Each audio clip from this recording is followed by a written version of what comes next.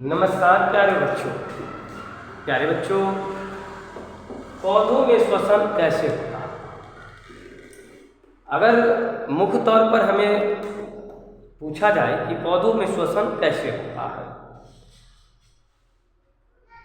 मेरे प्यारे बच्चों, पौधों में श्वसन अगर पूछा जाए तो पौधों में श्वसन पौधा के 3 भागों से हो सकता है। हो सकता है तो पत्ती से भी होता है, तना से भी होता है और जड़ से भी होता है। पौधा के 3 भागों से श्वसन की क्रिया होती है, पत्ती से भी होती है, तना से भी होती है और जड़ से भी होती है। तो अगर हम बात करें पौधों में श्वसन, गैसों का आदान प्रदान शरीर की सतह द्वारा विसरण क्रिया से होता है। यानी कि पौधा का जो एक शरीर है, एक संरचना है, पौधा में जो श्वसन की क्रिया होता है वो विसरण के द्वारा। पौधा में जो श्वसन होता है, गैसों का आदान प्रदान, यानी कि गैस का आदान प्रदान शरीर की सतह द्वारा विसरण क्रिया से होता है। पौधा में जो गैस का आदान प्रदान होता है उस क्रिया को हम बोलेंगे विसरण। ठीक है भाई, देखिए अगला इसमें हम बात करें तो देखिए ऑक्सीजन युक्त, यानी कि ऑक्सीजन से मिला ऑक्सीजन युक्त वायुमंडल से, ऑक्सीजन युक्त वायु जो होता है वायुमंडल से, ऑक्सीजन युक्त वायुमंडल से पत्तियों के रंध्रों, यानी कि पत्तियों के रंध्रों स्टोमाटा, वायुमंडल ऑक्सीजन युक्त जो वायु होता है, यानी कि पेड़ पौधा जो है ऑक्सीजन युक्त वायु को ग्रहण करते हैं। तो वही लिखा है ऑक्सीजन युक्त वायुमंडल से पत्तियों के रंध्रों, यानी कि स्टोमाटा, पत्ती के किस भाग में श्वसन होती है? पौधा के स्टोमाटा। पुराने वृक्षों के तनों की करी त्वचा छाल पर स्थित वातरंध्र, यानी कि पुराना जो वृक्ष है उसका जो वातरंध्र है उसके द्वारा श्वसन होता है। वातरंध्र एवं अंतरकोश के स्थानों द्वारा पौधों में प्रवेश करते हैं। अगर बात करें पत्ती में जो रंध्र होता है, छोटा पत्ती में जो रंध्र होता है, पत्ती में जो छोटा छिद्र होता है उसको हम रंध्र बोलते हैं। पत्ती में जो छोटा छिद्र होता है उसे हम रंध्र बोलते हैं। यानी कि पत्ती में जो छोटा छिद्र होता है उसको रंध्र बोलेंगे, और तना में जो रंध्र होता है उसको वातरंध्र बोलते हैं, और जड़ के द्वारा पौधों में प्रवेश करते हैं। पौधों में गैसों के विनिमय की क्रियाविधि बहुत सरल है, मतलब पौधा में विनिमय का जो क्रिया है सरल है, आसान है, जटिल नहीं है। ठीक है बच्चों, आगे चलिए। आगे की अगर आप बात करिएगा प्यारे बच्चों, जड़ की अगर हम बात करें तो देखिए मूल रोम जो एपिडर्मल कोशिकाओं से विकसित होते हैं, यानी कि पौधा में मूल रोम जो होता है, पौधा का जो मूल रोम होता है, और वो जो मूल रोम जो होता है एपिडर्मल कोशिकाओं से विकसित होती है। पौधा का जो मूल रोम है वो विकसित जो होती है एपिडर्मल कोशिकाओं से। देखिए इनका क्या काम होता है? मिट्टी के कणों के बीच, यानी कि मिट्टी का जो कण होता है उनके बीच फैली रहती है। मिट्टी के कणों के बीच में फैली रहती है। मिट्टी के कणों के बीच फैली रहती है।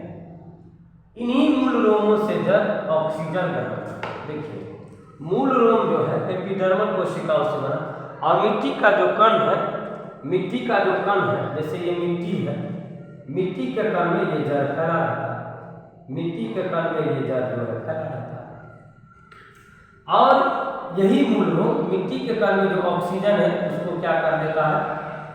अवशोषण कर लेते, यानी कि ग्रहण कर लेते। दिन में श्वसन से निकली CO2 गैस का उपयोग पौधे प्रकाश संश्लेषण, यानी कि दिन के समय में CO2 गैस जो निकलता है दिन में श्वसन से निकली CO2 गैस का उपयोग पौधे जो है प्रकाश संश्लेषण में करते हैं। अगर बात गौर करें यहाँ पर, तो पौधा जो है श्वसन के दौरान ऑक्सीजन का उपयोग करते हैं। पौधा जो है श्वसन के दौरान ऑक्सीजन का उपयोग करते हैं। किसका उपयोग करते हैं प्यारे बच्चों? ऑक्सीजन का उपयोग। पौधा आपसे पूछा जाएगा कि ऑक्सीजन के दौरान किस गैस का उपयोग करते हैं, तो ऑक्सीजन का। और उसके बाद प्रकाश संश्लेषण में पौधा जो है CO2 गैस का उपयोग करता है। प्रकाश संश्लेषण में जो है पौधा CO2 गैस का उपयोग करते हैं।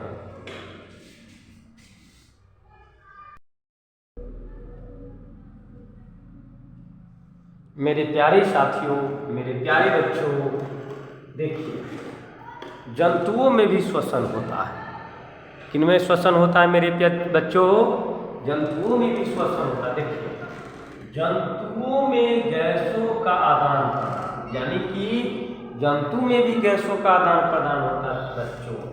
देखिए जंतुओं में सामान्यतः 3 प्रकार के श्वसन अंग होते हैं, यानी कि जंतु में श्वसन अंग जो होते हैं सामान्यतः 3 प्रकार के होते हैं। जैसे बात करें श्वास नली या ट्रैकिया, गिल्स तथा फेफड़े।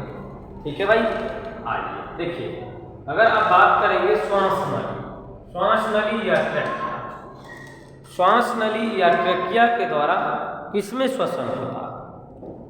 देखिए ट्रैकिया द्वारा श्वसन कीटों, माने ट्रैकिया के द्वारा जो श्वसन होता है कीटों में होता है। जैसे आप बात करेंगे टिड्डा यानी कि ग्रासहॉपर, तिलचट्टा यानी कि कॉकरोच, इनमें किसके द्वारा श्वसन होता है? श्वास नली या ट्रैकिया के द्वारा होता है। ठीक है, टिड्डा, ग्रासहॉपर यानी कि तिलचट्टा में जो श्वास जो होता है किसके द्वारा होता है? श्वास नली या ट्रैकिया के द्वारा होता है। अगर बात करें गिल्स का, किसका बात करें? गिल्स का बात करें तो देखिए गिल्स विशेष प्रकार के श्वसन अंग, गिल्स जो है एक विशेष प्रकार के श्वसन अंग है जो जल में घुलित ऑक्सीजन का उपयोग श्वसन के लिए करते हैं। यानी कि जल में जो घुला हुआ ऑक्सीजन होता है, जल में जो घुला हुआ ऑक्सीजन होता है, गिल्स उसके द्वारा श्वसन करते हैं। यानी कि जीव, ऐसा जीव जिसमें गिल्स पाया जाता है जो जल में घुली हुई ऑक्सीजन को श्वसन के लिए उपयोग करते हैं। ठीक है बच्चों, आगे बढ़िए। मेरे प्यारे बच्चों बात करेंगे जैसे कि गिल्स के द्वारा श्वसन होता है मछली में, झींगा में, सीप में। गिल्स के द्वारा श्वसन किस में होता है? गिल्स के द्वारा श्वसन जो होता है मेरे प्यारे बच्चों मछली में, झींगा में और सीप में होता है। ठीक है बच्चों, आइए आगे हम बात करते हैं फेफड़ा के द्वारा किनमें श्वसन होता है। फेफड़े के द्वारा अगर श्वसन की बात करेंगे, फेफड़े के द्वारा श्वसन होता है रेप्टिलिया, जैसे कि सर्प, छिपकली, कछुआ तथा मगरमच्छ में फेफड़े द्वारा ही श्वसन होता है। यानी कि इन सभी जीवों में जो श्वसन होता है फेफड़े के द्वारा ही होता है।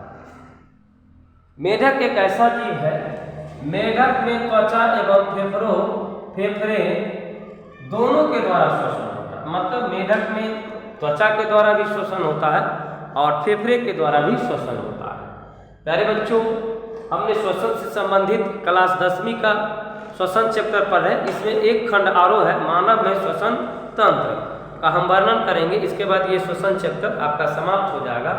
ठीक है प्यारे बच्चों, अगर ये वीडियो आपको अच्छा लगा हो तो लाइक कीजिएगा, सब्सक्राइब कर लीजिएगा चैनल को और अपने दोस्तों में शेयर अवश्य कर दीजिएगा। नमस्कार बच्चों।